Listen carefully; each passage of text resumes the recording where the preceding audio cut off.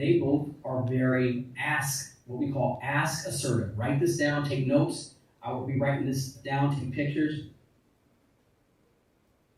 Analyticals and amiables, they ask a lot of questions. They speak softly, move slowly. They lean back in their chair, no hand gestures. They're very patient. And amiable is very cooperative, pretty calm. And you'll notice that, okay? You'll be talking to them. Hey, how are you doing today? I'm pretty good. Thanks for asking. And they will be very what we call ask assertive. They won't tell you things. Ask assertive, and they're less aggressive. Now, if we look at the driver and the expressive, they're more tell assertive. They tell you things, they speak loudly, fast movement, they're looking you in your eye, they're going to lean into the conversation. Yeah, okay. And then if they're expressive, you're going to see the animation. If they're a driver, they're going to tend to be impatient people. Get to the point. All right, what is this about? Excitable is an expressive person. Enthusiastic. Outwardly positive. That goes to that expressive person. This driver is like tell you things, speak loudly. So driver expressive. They're more tell assertive. They're not ask assertive. They're telling you things. They're kind of dictating. Now, when we look about the emotion, remember it says, there's one thing that you want to ask about these social styles. I know I'm moving quick on this, but it's all going to make sense. Stay with me. So the analytical and the driver have some commonality. They're on the top side of the spectrum.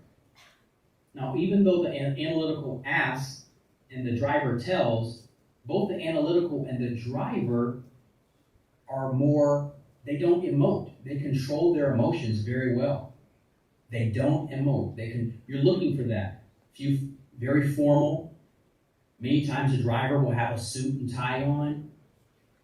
You're looking for things like that. Analyticals are about, you got to be on time. You got to be precise. No chit-chat. Let's get down to the business. These two, let's get down to business. Give me the facts. Give me the figures. Remember that. Facts, figures. Get to the point quickly. Now, the amiable and expressive, even though this guy is a tell, and this amiable person is asked, they have some commonalities. They are more emotional. They are open with their emotions. They feel. They wear their heart on their sleeve. So, more personal questions you want to ask. You want to have a warm, friendly approach. You don't want to get right down to business. You don't want to jump into things. Hey, let's get to business. Let's talk about the numbers. No, you talk. How's your day? Are those your kids? You really have 7 kids? Show me some more pictures. You got to look for this. They're very animated. Though that may touch you. An amiable person or an expressive person, if you're in person with them, they may put the hand on the shoulder, like Leonard was suggesting, without you asking. Look for those little things. The fluid movements. So, and the reason why I say this is because you need to connect. There's 7 keys to connecting, and you have to, I'm telling you about to notice if they're open or contained, direct or indirect, if they're a driver, if they're amiable, if they're analytical or expressive, because these people, when you encounter these 4 different quadrants, you want them to go from resistance to readiness. Resistance means that they're not telling you anything. How's your day? Oh, my day's fine. Really? But if you get someone ready to talk to you, how's your day? Well, my day, it could be better. I really wanted to accomplish A, B, and C, and it's not going the way I wanted. I wish I could have this, or that. And they're telling you more. Resistance to readiness, the 7 keys to connecting. So what we do is, here's what we look at. So whenever you meet someone, think about this. Put yourself in the shoes of when you encounter someone. On the streets, in business, wherever it is, there's 7 thoughts that go over someone's head every time they meet you, especially in business, as it pertains to business. So who is your company? That's 1.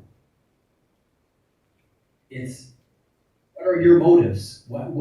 Okay, you're coming up to me, you're in this meeting, you're asking me to meet me. What are your motives? What do you want out of this?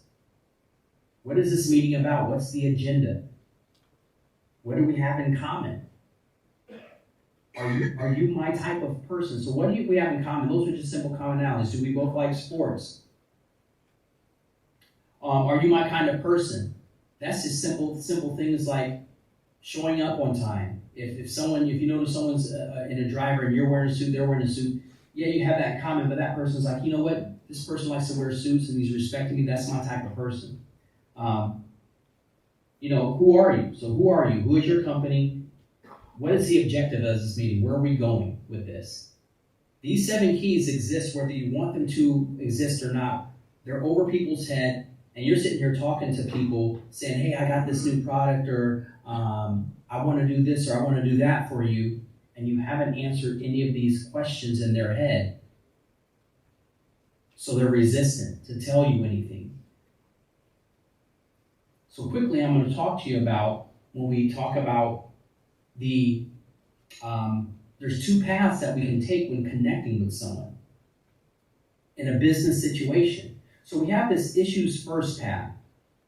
That means if you notice that someone's analytical or dry or get to the point, they don't want the small talk, they don't want the chit chat, then the first thing you're going to tell them when you meet them is, hey, the objective for me meeting you today was just to see if we're fit to do business together. And the agenda is we're going to cover A, B, and C today. And my motive is, what's in it for you is you're going to get some insights and learn whether we do business or not, and be able to take some things